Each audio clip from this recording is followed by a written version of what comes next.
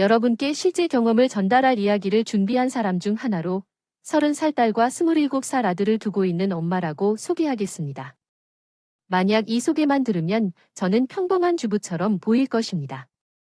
하지만 결혼 생활 30년 동안 심한 고통을 겪어온 분입니다. 어떤 이야기가 펼쳐질지 기대해 주세요. 지금부터 사연을 시작하겠습니다. 안녕하세요. 글만 남기는데도 주변에 도움을 청할 곳이 없는 사람인 저는 세상이란 무엇인지를 하루하루 고민하며 보냅니다. 가끔은 계획만 세우고 행동으로 옮기지 않는 것에 화를 내며 게임을 포기하는 날이 종종 있죠. 지금 이 순간은 그중 하나인 것 같습니다. 제가 인간관계가 넓은 편이 아니에요. 사교성도 부족하고 사람들 사이에서 자신감 있게 말하고 행동하거나 이런 것을 잘못해서 그런 것 같아요. 지난 3월에는 그렇게 억눌려 살지 않았다면 어쩌면 지금은 더 활발하게 사람들 사이에서 주도적인 역할을 하며 지내올 수 있었을지도 모르겠어요. 가끔씩 이런 상상을 하곤 해요. 제 자신을 불쌍하게 여기고 또 심하게 비꼬는 과거와 세월을 돌아보게 만든 건 지난 주일이었어요. 이제 코로나를 눈치 볼 필요 없다며 제 몇 없는 친구 중 한 명이 함께 커피를 마시자고 제안을 해왔어요. 야, 그런데 나랑 친한 언니도 같이 가도 되겠니? 그 외에 다른 사람들이 다 알지 대구. 산다는데 내 편 언니랑 우리 사촌 언니가 친구인데 이쪽으로 작년에 이사와서 잔뜩 이은이가 사람이 아주 재밌어. 주말에 할 일이 없어서 숨쉬기만 하면 돼서 우리랑 같이 보자. 그래, 나야 상관없어. 이 사람이라면 나야 다 좋지. 응, 너는 매사에 그 놈에 상관없어 타령. 사실은 이 언니가 내 친구 중에 시집살이 착살하게서 합방관리사 있다니까. 누구니? 다른 데면 좀 시켜줘. 이래서 더 안 같이 하는 거야? 뭐, 아뇨. 참, 내 얘기를 또 듣고 싶은 거였나? 아무튼, 난 상관없어. 커피 2잔만 말하는 것보다 사실 마시는 게 더 낫겠지. 그렇게 몇 달 만에? 그 친구와 요즘 젊은이들 사이에서 인기가 많은 카페에서 만나게 되었어요. 우리 딸이 그 카페가 소파 좌석이 많아서 편하다고 추천해줬는데 그 친구네 아이들도 마침 그 카페를 추천해주더라고요. 아이들 사이에서 진짜 인기가 많아 보였어요. 우리가 들거나 주말을 보내는데 괜찮은가 하는 이야기도 나누며 그 친구의 아는 언니도 그곳에 왔어요. 저희보다 6살이 많으신데 성격이 활발하시고 말주변이 좋으신 분이셨어요. 저는 축제가 든든한 스타일인데 그분은 그런 게 없어서 너무 멋졌더라고요. 나이가 들어도 사람이 한결같이 여유가 없는 것은 왜 그런 걸까 하는 이야기도 나누고 그러던 중에 그분이 갑자기 자신을 소개하셨어요. 결혼해서 벌써 35년이 됐는데 제 딸은 부잣집 막내 아들에게 시집가서 저를 고생시켰던 것입니다. 그래서 제가 아쉬워서 깜짝 놓쳤어요. 제가 순진하고 어린 나이 때면 어떤 어려움도 없이 살아보다가 시댁에서 대접을 받지 않았지요. 주말마다 시댁에 시간을 보내야 했어요. 아들들은 이런 것을 해야 한다고 했거든요. 그래서 며느리가 희생을 하라고 해서 저도 참았어요. 그래서 마침내 참았어요. 늦시 너무 오래 참았어서 안 갈 거라고 하고 자다가 맹렬한 비난을 받았죠. 약속 위한 착한 맘을 가지고 있었는데 더 이상 참을 수 없었죠. 그리고 남편이란 사람. 결혼 전에는 그 현란한 모습을 전혀 몰랐었어요. 하늘이 내 이름 호자였습니다. 자기 자신에게 들어갈 때 낚여서 지 엄마에게 쓰는 천하의 자요.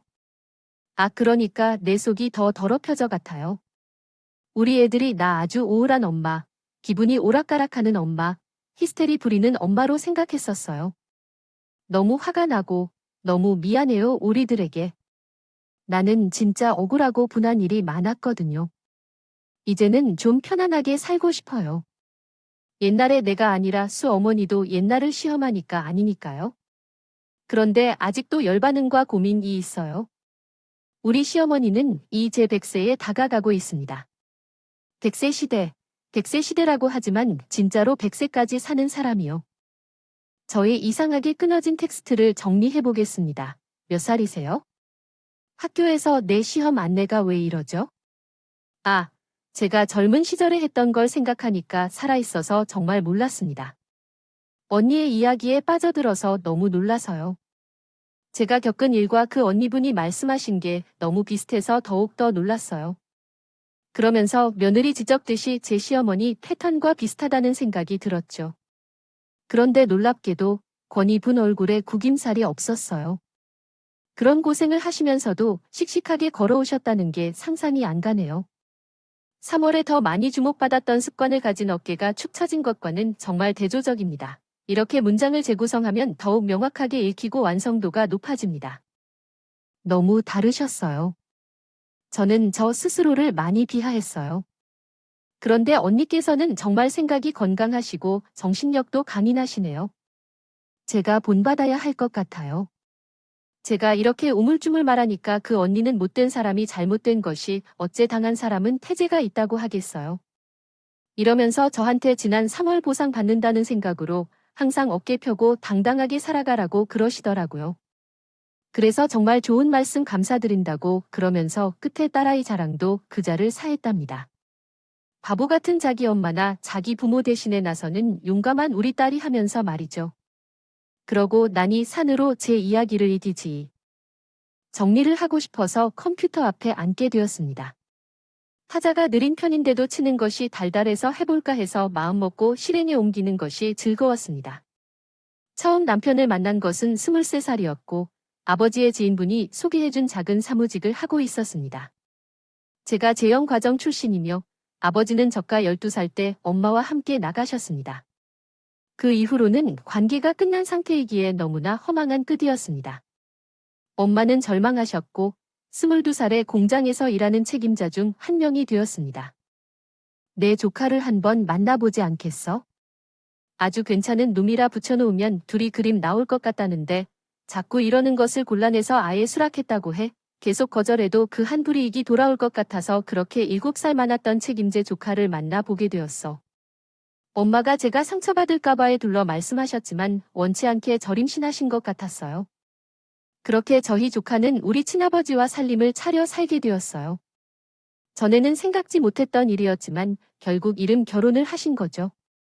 그렇지만 세월이 흘러 엄마에게 돌아온 것은 친아버지의 바람과 배신이었습니다. 지쳐있는 엄마에게 손을 내밀어 주신 분이 계셨어요. 그분은 제가 14살일 때 저희와 함께 하셨습니다. 아버지께서 되어 주신 분입니다. 아버지는 불의의 사고로 배우자와 사별한 후 어린 딸을 혼자 키우시며 계셨으며 그러던 중에 우리 엄마를 만나서 새로운 가정을 이루기로 결심하셨습니다. 두 분이 재혼하시게 되었을 때 엄마의 뱃속에는 새로운 생명이 시작되었고 그 결과로 저에게는 여동생과 남동생 2명이 새롭게 태어나게 되었습니다. 그러나 저는 어린 시절을 아버지 없이 자란 아이로서 엄마에게 짐이 되고 싶지 않아 투정 부리지 않는 성격이 되어버렸습니다. 변화를 원치 않아 가난한 집안을 알고 있어서 어디에서나 눈에 띄는 행동은 하지 않았습니다. 그러나 제게 나이가 더 어린 여동생은 성격이 많이 변화하는 사춘기를 겪으면서 부조리하고 해품될 때가 있습니다. 드러냈어요. 늦둥이 남동생은 부모님 두 분의 사랑을 독차지하지 않은 존재였으므로 감히 넘볼 수 없는 성격이었어요. 제가 항상 스스로 위축되었던 이유는 외모가 엄마를 전혀 닮지 않고 진짜 아빠를 빼다 맞았기 때문이었습니다. 그래서 그것이 너무 싫었고 짜증났죠. 아빠랑 너무 닮은 여동생과 엄마 판박이를 해내는 남동생 사이에서 저는 그저 이방인으로 인식되었고 음침하고 어두웠으며 말씀도 좋지 않고 성격도 그랬으며 아름다운 외모도 아니었고 공부도 잘하지 못했기 때문입니다. 저는 스스로 참 못난 것이며 쓸모가 없다고 자주 생각했습니다. 성인이 되자마자 혼자 어떻게든 지내보겠다고 생각했던 연애가 문제가 생겨서 둔하여 보지 않고 쪼그라들었습니다. 이러한 상황 때문에 아빠가 힘들게 지내셨어요. 알선받은 일자리를 거절할 용기가 나질 않았어요. 그런데 사실 일이 너무 어려웠어요. 작은 사무직이지만 부당하게 받은 업무들 안에서 겪는 일들이 마음을 끌었어요. 이제 정말 견딜 수 없다고 느껴졌어요. 그러던 중에 한 남자가 다가와서 연애 경험으로 인해 어려운 일이 있었지만 함께 식사할래? 라고 제게 소소한 관심을 표해 주었어요. 그렇게 만나던 남자는 나쁘지 않았어요. 무엇보다 그 당시에는 너무 어려웠고 외롭기만 했거든요. 홀로 자취하면서 더욱 그랬었어요. 결국 저의 남편이 되었어요. 남편은 저보다 7살 많았어요. 당시에 남편은 제가 다니는 사무실과 멀지 않은 회사에서 영업직으로 일하고 있었고, 저는 아주 거리나 지었지만 남편은 저랑 처음 만났을 때 선바위 27세이셨어요. 남편의 나이 때문에 서둘러 결혼을 해야 한다고 생각해서 수색 쪽에서 결혼을 했습니다. 저희 친정에서는 너희 인생 알아서 풀어가기만 하면 돼. 딴 응원 아무래도 이 정도의 반응이지라는 반응이었어요. 일찍 결혼시킨 후에 출가시켜 만들면 그것이 정말 잘된 일일 거라고 생각들어 하는 것이 보였어요. 시작한 지 꼭 1년 만에 지금은 이상하지만 당시 친정은 수원이었고 시댁은 인천이었어요. 원래 우리가 신혼집으로 선택한 인천 외곽의 구지였어야 했었지만요. 쉽건 아니겠지만 살다가 별 문제가 생겨서 분가하는 한 내가 처음부터 다시 사는 것은 허락할 수 없어요. 우리 친정이 경제적으로 여유로운 편은 아니었고 내가 모은 돈으로 마땅치 않았으니 거절할 이유가 없었어요. 스택도 잘 쌓은 것은 아니었지만 이제 우리 친정보다 약간 더 나은 수준이라는 건 맞아요. 남편은 일남 이녀 중 막내예요. 위로 누나만 있었기 때문에 성건이라는 측면에서 시어머님한테는 적응하기가 좀 두려웠어요.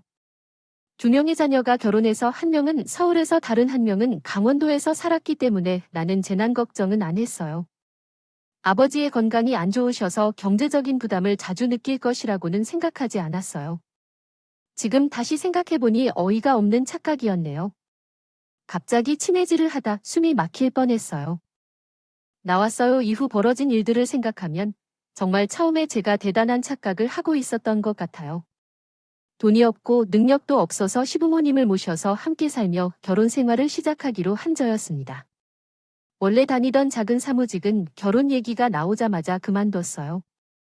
심지어 개판 같은 환경에서 숫자 레스 가숨을 하게 되었는데 한편으로는 더 좋았어요.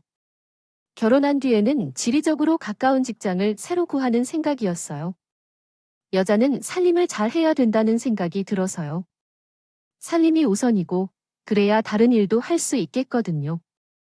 나한테 살림하는 법 좀 배워라고 하더라고요. 그런데 어머니께서 초장부터 그런 엄포를 내리셨어요. 아, 진짜 제가 시집와서 이런 생활을 해야 했다는 것에 대해 정말 속상해요. 생활하게 될 줄 꿈에도 몰랐습니다. 저요. 정말 많은 노력을 했어요. 교류하면서 지냈던 친가, 외가가 없어서 그런지 조부모라는 개념이 없었고, 어른과 지낸다는 것, 이런 것도 잘 몰랐어요. 내가 잘 몰라서 그런 거겠지요. 이게 다 내가 어른들이 어떻게 될지 모르기 때문인 거야. 그렇게 생각했죠. 어떻게 될지 모르는 시어머니로부터 이쁨 받으려고 했었고, 황당한 일들도 많았습니다. 정말 열심히 했어요. 아버지를 병원에 모셔 다니는 것부터 무언가 수발되는 것, 집안일도 모두 도맡아 했어요. 잘하나 못하나 시어머니께서는 저를 감시하면서 지켜보셨고요. 제게 살림을 가르치시며 따르라고 단호했습니다. 명목으로 온갖 잔소리와 인격 모독을 썼던 발언도 서슴지 않으셨습니다. 저는 시집간 나이가 20살인데요.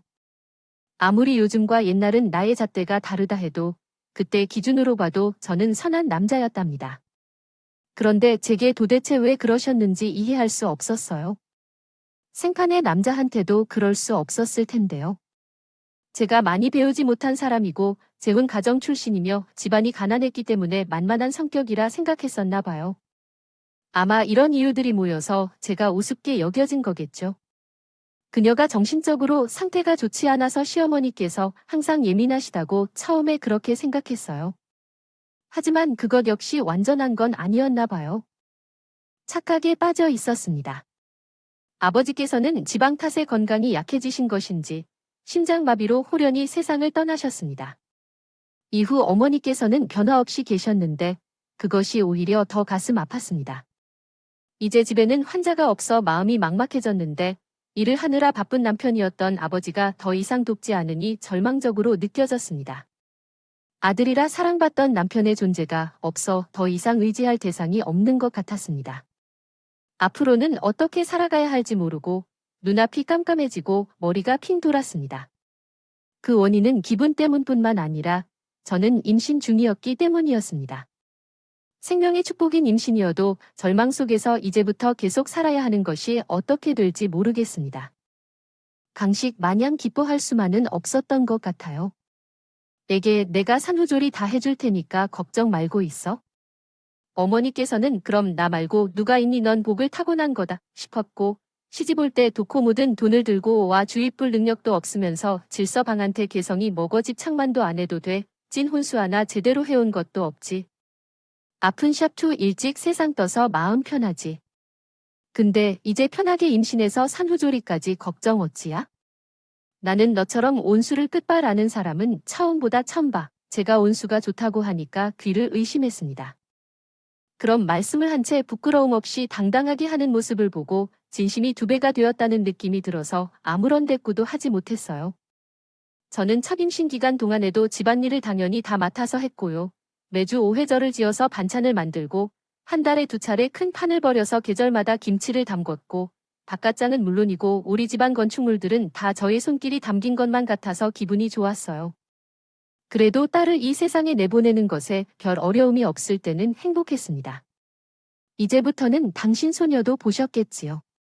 시간이 지나면서 절기를 더 끌어올릴 것으로만 생각하니 그렇게 역시였어요. 나는 이젠 딸이 날 좀 알겠다고 생각했죠. 그런데 이게 아들 한 번이 나오면 그게 어딨는지 몰라. 허긴 그 그릇을 내가 아주 잘 들었다. 하지만 택도 없군. 어째서인지 매사가 답답하고 쓸데없는 것들이 떨어지고 하지만 당신 손녀 아름다운 모습이 아니라고 하셨다. 제가 둘째 임신했을 때 얼마나 아들이 크게 되었는지 모릅니다. 제발 아들이 나서서 어머님님을 칭찬받을 수 있게 해주세요. 이렇게 기도합니다. 밤마다 그런 기도를 했어요. 제가 왜 그랬을까요? 칭찬을 받지 못하면 죽는 병에 걸린 것일까요? 지금이야 그때의 일을 회상하면서 허망한 마음이 들어요. 그때는 진지하고 심각했지만 달라진 것이 없었을까요? 둘째가 아들이라는 사실을 알았을 때 그래서 울었습니다. 안심이 되었어요. 그때 들었던 생각이 나 이제 살았다 이거였어요. 아들이 태어날 때 많이 고생했어요. 첫 출산보다 2번째가 수월하다는 이야기는 죄게 해당이 안 됐죠. 아기가 골반에서 닦이지 않았는데 제가 산소 부족해서 눈을 뒤집어주고 자꾸 정신을 잃어 간호사한테 뺨까지 맞았습니다. 출산 후에도 멈추지 않는 수련은 대처 짜보다 훨씬 더 오래 걸렸고요. 그래도 이참 비참한 것들이 수고스러웠어요. 시어머니께서 당신의 손자가 될 거라고 하시며 저에게 말씀하시는데 드디어 인정받은 기분이 들었다는 거예요. 드디어 내가 좋아하는 사람이 나를 잘 알아주지 못했다는 것을 깨달을 수 있었어요. 그래서 제가 그렇게 생각했어요. 그저 나 자신만 잘하면 앞으로 모든 상황이 잘 풀릴 것이라고 믿었어요. 그리고 2번째 돌진하고 난 후에야 상황이 붕괴가 발생한다는 것을 깨달았거든요. 남편도 그렇고 내 기대도 커졌어요.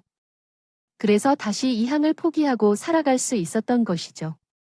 하지만 아들의 돌이 지난 뒤에도 붕괴는 아직도 이루어지지 않았어요. 처음에는 금전상의 핑계 때문이라고 생각했고 그 다음으로는 어머니가 늙어감에 따라 혼자 살기가 무서워졌기 때문이었어요. 절대로 안 되라는 못을 박는 이유였죠. 붕괴에 대한 꿈을 버리지 못해서 정말 속상했어요. 웃기는 개 살다 보니 어떻게 글을 짜면 좋을지 생각해야 했고 그러다가 포기하게 되었어요. 그래서 그냥 흘러가는 대로 시간에 맞춰 시어머니와 함께 살게 되었습니다. 새벽 6시에 일어나 아침밥을 차려놓곤 했죠. 시어머가 아침밥을 꼭 일찍 잡아주셔서 들고 가 소심을 따교. 시아버지 계셨을 때에는 그렇게까지 하지 않으셨는데 언제부턴가 아침밥을 요구하며 주장하시기 시작하셨어요. 너는 이게 소금참을 그린 거라고 얘기하더라. 지난번에는 맹탕으로 해서 내게 소금 뿌려 먹으라고 그렇게 가차한 채로 먹으라고 했는데 이번에는 소금을 드리퍼에 손을 뻗었네. 아, 어머니는 많이 짜게 느껴졌대요. 아, 그런데 이번에는 조개가 들어가서 좀 짭짤하게 만든 맛이는데 맛있었지요. 너, 지금 아침부터 대바람부터 말 듣고 있어? 나 열받아 손에 하루만 쳐보라고. 아니야. 전단지 저번에 쪼개놓고 이렇게 끓일 때는 간간하게 하라고 어머님께서 주셨던 대로 다른 것뿐이라고 저 그 말씀 드리고 싶은 거야. 이해가 바락바락 뚫린 입이라고 짓거린 것 봐요. 에라이. 어머니께서 드시던 국그릇을 들고 싱크대에 휘부으셨어요.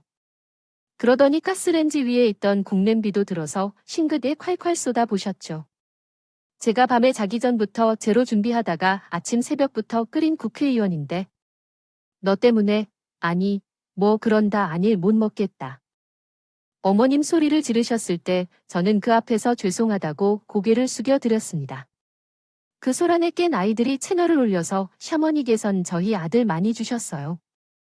다른 울어봤자 아들이 시끄럽다고 생각한 아이가 창피하다고 어디서 시끄럽게 우울해했어요. 이렇게 화를 내셨던 건데 자기 자식 차별받는 이야기를 듣고 아무렇지 않다고 할 수 있습니까? 그래서 남편에게 뭐라고 했더니 남편이 말했습니다. 엄마는 원래 그렇게 생각하셔야 한다고 믿는 분이에요. 나도 그렇게 자랐거든요. 우리는 못 보고 그냥 둬야 한다고 생각해요. 이런 무책임한 발언이었습니다. 자기가 우리 딸을 예쁘게 하기 위해서 예방접종도 다 맞춰보낸다면서 말해요. 실제로 그래서 남편이 딸을 더 사랑스럽게 대해주게 되었어요. 딸이 자기 할머니로부터 차별받았을지언정 그걸로 인해 자기 부모인 저희 엄마가 대우를 안 하는 건 그만한 이유가 있었죠. 하지만 우리 딸에게 좋지 않은 모습을 보여주고 안 좋은 기억만 남긴 것에 대해 저는 너무나 미안해요. 우리 딸이 초등학교에 입학하고 얼마 안 됐을 때예요. 방에서 엎드려 걸레질을 열심히 하고 있는데 우리 딸이 제부를 하며 뛰어와서 따라하니 저는 전환되었어요. 엄마, 나도 엄마처럼 할게라고 하면서 옆에서 포즈를 취하자 엄마는 기뻤습니다. 어릴 때는 뭐든지 치료하면서 노문요. 법이거든요. 우리가 그렇게 했더니 개구리가 안내를 하네요. 개구리가 폴짝폴짝 하는 것에 따라서 우리 딸이 깨르르 웃으며 제 옆을 따라다녔습니다. 개구리처럼 한 자세 그대로 뛰어보기도 했어요. 그때였죠. 어머니께서 제 엉덩이를 떼시기도 하셨었죠. 항 좀 싹 다 깔아 두라고 하니 노는 척을 해서 미끄러졌어요. 제가 쓰러져서 딸이 놀라서 굳은 채로 자신의 할머니를 쳐다보고 말했어요. 왜 너도 하는 거야? 멍청아들아, 엄마가 청소하는 거에 참여하지 말고 숙제나 다른 일을 해 하고 말씀하셨습니다. 샤모는 냉정하게 나를 쳐다보며 울먹거릴 때 방울이 떨어졌다. 그때 젊은 아이의 표정에는 너무 많은 양의 말들이 담겨 있어서 내 마음은 쿵소리와 함께 떨어졌다. 나는 그 순간에 참 아프고 안타까웠다. 지나간 시간 속에서도 그 아픔은 사라지지 않았다. 어린이들 앞에서 내게 그렇게 하는 것은 교육적으로 적절하지 않다고 생각했고 결심하고 어머니께 말씀드렸다. 네가 잘할 생각을 해야지. 네가 차릴 생각은 아니고 어디까지나 애들을 핑계 삼는 것일 뿐이다. 그 사건에 대해 어머니는 내 부모님이 나에게 그런 가르침을 했냐고 말했고 부모님의 홍단이 이어지는 논란이 계속되었다. 철학적인 주제나 논쟁을 피하려는 상황에서도 그때마다 친정가의 이야기를 하셨군요. 제가 그것들을 잘 배우지 않아서 그랬다고 말씀하시는 거죠? 그런데 가족들과의 관계가 원만하지 않았고 그 후로 매우 멀어졌다는 사실이 가장 슬펐어요. 제 동생은 결혼 후에 우리 친정 가까이에서 살았고 서로를 오랫동안 지내는 게 익숙했어요. 저는 누군가를 먼저 부르는 습관이 없었죠.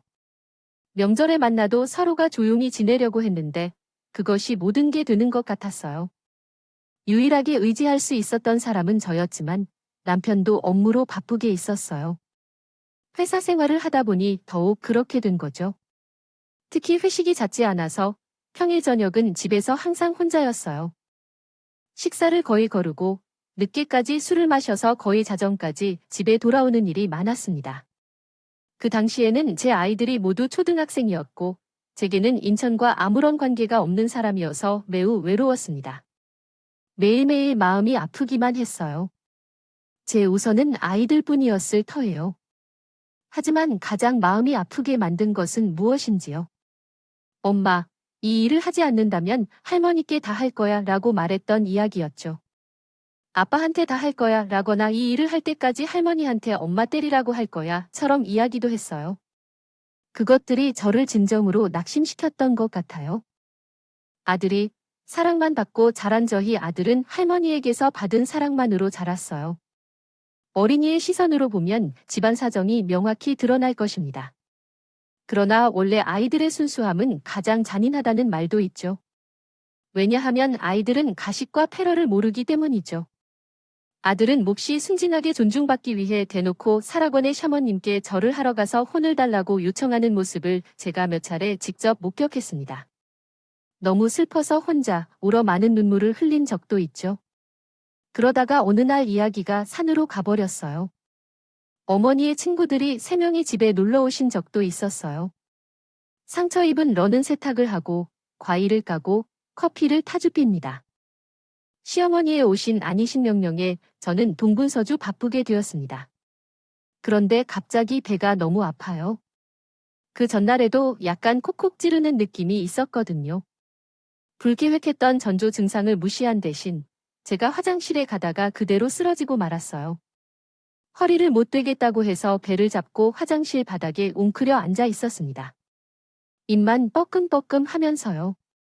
얘가 왜 이렇게 일부요? TV 채널 좀 알려달라고 해서 왜 자꾸 대답이 없어서요. 저를 찾으시던 어머니를 또 불렀더니 발견되었죠. 시간을 땀 흘리면서 입술이 창백해진 채 쓰러진 저를 보며 시어머니께서 하신 첫마디는 무엇일까요? 예준이가 정말 쉬워서 자거나 눕고 싶다며 계속해서 말했어요. 그런데 쇼를 하겠다고 하자 배가 아파 누웠던 적 없는 상황이었어요. 나중에는 눈가가 따끔거리기 시작했는데 마음속으로는 울고 싶었습니다. 다행히 친구들이 큰일이 난 것 같지 않느냐고 물었고 호텔처럼 보이면서 구급차가 와서 제가 병원으로 갈 수 있었습니다. 급성장염으로 진단받았는데 병원에서는 저의 일상적인 불편한 증상들을 많이 겪은 것 같다고 말씀하셨습니다. 너무 많은 것에 신경을 쓰고 있는 것 같다면서 제 자신이 초라하리라는 생각이 들더라고요. 이대로 사라지는 것이 싫어서 죽어도 세상에 의미를 남기지 못할지도 모르겠다 생각했어요. 서러운 순간들도 머리를 스쳐지르더군요. 그는 몇 일 전 나를 한 번도 도와주지 않은 저희 시부모가 방문해 불러서 그들끼리 과일을 먹으며 켜불거들어 웃으며 제 얼굴을 잘못했다며 무릅쓰더니 셔츠를 옷으로 막아 저를 나내놓았고 밑반찬 몇 가지 사오라고 당도하더니 굳이 모른 채 자기들끼리 웃었던 마음찡한 어권이 있는 노마를 샀다는 신의 말 하나하나 미스트만 됐었습니다. 남편은 힘든 회사에서 일하면서도 항상 집안일을 도와주고 사람들을 배려해준 성격으로 내게 안정감을 줬었지만 그런데도 그 은은한 불안감엔 답을 찾을 수가 없었죠. 제 시어머니 때문에 너무 힘들어서 마음이 아파요. 서울에 있을 때도 힘들었어요. 하지만 우리 엄마는 원래 그런 분이시기 때문에 이해하고 참아야 할 것 같아요. 그런 말만 계속해서 하셨어요. 그렇게 되니 제 아들마저는 자기 엄마를 우습게 보게 되었고 이제는 다 컸다며 사춘기인가 봐요. 그만큼 우리 가족 사이에 긴장이 완전히 풀린 것 같아요. 그러니까 더 힘들었던 것 같아요. 스트레스 때문에 몸도 망가지고 허리가 아팠던 날 그 일로 인해 저의 처지와 감정이 조금 오락가락해지게 되었어요. 하지만 그 감정을 터뜨리지는 못했어요. 또한 딸이 고3 수험생이 되어 있어서 더욱 걱정되었어요. 그리고 딸이 대학에 들어가서 기숙사 생활을 시작하면서 남편에게 그런 이야기를 했어요. 나는 지금 이렇게 살 수 없어. 우리나 그녀, 그래서 나아가자고 설레는 일을 함께 이룰 때가 돼 버린 것 같아. 집이 너무 오랜만에 성립되다 보니 이야기가 서서히 드러나고 있었거든요. 그래서 나는 질렀어. 그러다 남편과 약간의 다툼이 있었는데 밖에서 TV를 보고 더는 개입하지 않겠다고 생각한 시어머니가 우리의 소리를 들었는지 냉큼 안방 쪽으로 쏙 들어왔어요. 이게 무슨 소리야? 소리 지르는 소리가 들려. 와, 여기 아우디 쪽에 가지 말아야 돼요. 근본 없는 소리, 이렇게 떠들기니? 나한테 내세도 내시라며 아주 무례한 말을 쏟아냈어요. 그러나 남편은 그 풍기에 충격받은 느낌이었어요. 샵사인 어머님께서 눈팩을 얹으시겠다고 하며 나에게 무례한 말을 퍼부어주면서 남편을 말할까요? 새삼 우리 엄마가 왜 그러는지 진심으로 느끼기 시작했어요. 한 번씩 논할 겸 50일간 호의를 베풀거나 쓰기도 했는데 이제 나이아가라 폭포처럼 물줄기가 끊어질 줄 알았어요. 어머니께서는 제게 지난 세월을 왜곡하고 욕을 하셨는데 이제는 나중 말이 필요 없이 전방 위로 마음이 다 타버렸어요. 누가 한번 놀자고 했다는 말인가요? 매일은 전쟁이었는데 진짜 누가 호의를 베풀었다는 건지요? 명품은커녕 제대로 된 브랜드의 화장품이나 옷을 살 생각한 적도 없었습니다. 시어머니께서는 설화수 화장품 세트를 사용하시고 계절마다 옷을 사실 때쯤에는 조금 창피했어요. 집안일을 하거나 다른 활동을 하는 것도 다 마찬가지였고 너는 무슨 소용이냐며 형식적인 말로 쓸어내셨어요. 그냥 아무 말 없이 용서하고 얼굴도 세우지 않기로 했어요. 시어머니께서 늘 그러시던 뜻을 잘 이해하지 못할 뿐 아니라 그 뜻을 제대로 알기 위해 많이 노력해야겠습니다. 저에게 주신 조언들이 정말 중요하고 소중한데 똑같은 금으로 이렇게 받는다면 좀 더 이해하지 못할 것 같습니다. 그러니 더 이상 그런 식으로 다루어지고 싶지 않습니다. 이제는 더 나은 삶을 살고 싶어요. 내가 벌어서 쓸 돈은 내가 쓸 테고 경력이 없어도 어떻게든 돈을 벌어 살아야겠지요. 이렇게 살 수 없어서 안타까워요. 그분은 축구하러 나가겠다고 하는데 그분이 우리 둘이 나가자고 얘기하신 것을 기억하다시피 전 남편은 나를 돌봐주지 않았어요. 요약하면 그가 이 사회에 모든 관심을 기울이면서 손이 도저히 도울 수 없다고 생각하고요. 이렇게 살 수는 없어요. 드디어 사남편이 저를 엄마 텐측 소리 없이 못하는 남편을 우리 가족끼리 집에 서나가 살자 봤어요. 저는 이것만으로도 큰 위안을 받고 남은 기간을 꼭 참고 살았습니다. 시어머님께서 굳이 미리 남겨두신 말씀을 구하고 나서 전해드렸습니다. 당연히 노발대발 하셨어요. 내 손자가 군대에 가는 것도 내가 보내야 하는데 절대 안 돼. 그래서 제가 아들에게 말했죠. 너는 엄마 아빠랑 살 것이냐? 아니면 할머니랑 둘이 살 것이냐? 아들이 눈치를 살피더니 엄마 아빠랑 살겠다고 했습니다. 알고 보니 딸이 아들을 한번 들쑤셨더라고요. 우리 집에서 나가는 것은 이게 아니고요. 중간에 쳐봤다. 오, 너 진짜 내 손에 죽는다. 딸이 살벌하게 으름장을 놨고 아들은 무선 자기 조나한테 못돼 들었어? 자기 할머니로부터 차별받아 그런지 딸린 아들한테 무선은 하록 없거든요. 아무튼 그렇게 드디어 저는 시어머니와 따로 사게 됐습니다. 차로 30분 남짓거리. 그래도 너무 행복했어요. 한동안은 후유증에 시달렸습니다. 어머니의 카랑카랑한 목소리와 비슷한 것만 어디서 들려와도 심장이 콩콩거릴 줘. 문제없이 잘 살고 있나. 아내 것들에 다 봐야 안심이 되고. 이런 핑계로 샤머님께서 왔다 가시는 날이면 악몽도 꿨습니다. 같이 살다 시절보다 훨씬 낫다고. 이게 행복한 거라고. 저는 또 스스로에게 주문을 걸었더니 가족과 더 가까워질 수 있을 것 같았어요. 시어머니께서 오래된 집을 처분하고자 하셔서 그 일을 도왔습니다. 작은 빌라를 구해드렸는데 그러더니 시어머니께서 자주 방문하시게 되었어요. 매일 저희 집에서 식사도 하고 계셔서 할 일이 더 많아져서 바쁘게 지내고 있습니다. 그리고 마트를 나가려는데 시간이 모자라고요. 그런데 이렇게 지내다 또래 친구들과 자주 만나고 새로운 관계도 형성하게 되어서 생활 반경이 넓어지고 있어요. 어느 날 우리 딸이 사귀는 남자친구랑 결혼을 생각하고 있다고 발표해서 깜짝 놀랐어요.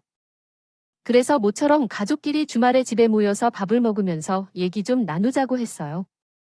그 자리에 부르지도 않은 시험을 하니까 오셨죠. 밥을 이렇게 차려 먹을 거면 기왕이면 시험을 가지고 대접해 줄 생각을 안 했는데 시어머니께서는 절개하시며 다른 분들과 되시는데 그냥 가만히 있었어요. 자취하는 딸이가 오랜만에 나와서 자기 이야기를 해주겠다고 해서 좋은 날인데 제가 가만히만 있으면 분위기가 망치지 않을 것 같아서요. 그러나 시어머님은 계속 말씀에 암아주는 겁니다. 다들 표정이 안 좋아지고 있는데 상관없다는 듯이 중얼거리다가 직격탄이 되는 걸 보며 시어머니는 계속 이렇게 말씀하셨습니다. 언어는 결말의 선이 엄마처럼 되지만 말아라. 저렇게 될 바에는 그냥 튀는 게 징계인 것이지. 샤머니 폭언을 듣자마자 심장이 쿵쾅거리고 눈앞이 어지럽혔습니다. 그때에는 식탁 의자를 들썩이는 소리 다음에 짝소리가 울렸습니다. 뒤지는 게 낫다는 건 당신이야, 악마야. 자리에서 일어난 딸이 샤먼의 뺨을 친 것이었습니다. 말미암아 할 수 없이 모르고 어디쏘나 다녀갈지 내 할머니, 아니 내 할머님 아니에요. 제 할머니는 없는데 대체 누구세요? 샤모니가 말했던데요. 딸이 벌써 1살이 되었어요. 전 놀라서 딸을 쳐다봤고요. 개체 누구신지 우리 집 밥상에 숟가락을 얹고 밥을 찾고 있느냐고 물으셨어요. 딸이 소리를 질렀고 시어머니께서 놀란 가슴에 손을 대셨어요. 가요. 당장 나가라고. 나는 당신 같은 할머니 둔 적 없어요. 따위 치매인가요? 시어머니가 빨개진 얼굴로 자리에서 일어나셨습니다. 죽게 아주 미쳐도 탄다니 미쳤네. 이게 되자 어떡하겠어요? 시어머니가 우리 부부를 내려다보며 말씀하셨고 제가 입을 열댔을 때 남편이 옆에서 일어났습니다. 음악 어떻게 하죠? 가셔야겠죠? 그러더니 완전히 정신이 돌아오신 시어머니를 모시고 남편이 현관으로 나가셨습니다. 시어머니께서는 신발을 잠깐 신고 계셨는지 탄성 소리를 내면서 나한테 사과하러 오라고 외쳤습니다. 그러나 누군가 그 소리에 대답해주지 않았습니다. 어머니께서 가시고 남겨진 우리 네 식구는 스캇 위에 앉아 조용히 있었습니다. 일단 밥을 먹자고 남편이 말했을 때 모두 소총을 주었고 그리고 남편이 딸에게 이렇게 말했어요. 잘했다. 잘했어. 그 후 제 어깨를 2번 쓰다마며 손으로 만져주고 남은 밥을 마저 먹었습니다. 그 다음 날 남편이 혼자서 어머니를 외웠다. 안녕하세요. 다음은 수정된 한국어 문장입니다. 인사드리러 왔어요. 그때 오셔서 그러셨다고 하십니다. 휴대폰에서 쇼핑리 원어 차단하라고 하셨어요. 앞으로는 제 생애 시어머니는 없다고 생각하고 살아가라고 했습니다. 이건 꿈이건 생시인 건지 궁금했습니다. 벌써 3달이나 지나도록 그런 일이네요. 저는 그 후로 딱 한 번도 쇼핑을 해결하지 않았습니다. 그래서 당연히 제기할 아버지를 용서할 수 없다며 거부했고요. 아들도 그 당시 부족한 마음을 돌본 적이 부끄러웠다며 반드시 사과하라고 했습니다. 이런 얘기를 대략적으로 제 친구와 친한 언니에게 다 털어놓았던 후 크로 되었습니다. 델라 리오라고 하는 것이 무엇인지요? 그리고 방심하지 말라고. 그 할망고 속으로 칼이 가고 있을 수도 있어. 그러니까 너는 전기톱을 점검하고 돈을 준비해야 해. 나는 평생 소심하게 살아와서 그런지 아직도 우유부단하고 나약한 저인데 그 말을 듣자마자 희한하게도 대답이 제 안에서 나오더라고요. 나는 자신이 있다. 이제는 내 마음이 전기톱 위를 거뜬히 보관할 만큼 여유롭고 단단해졌다고 할게요.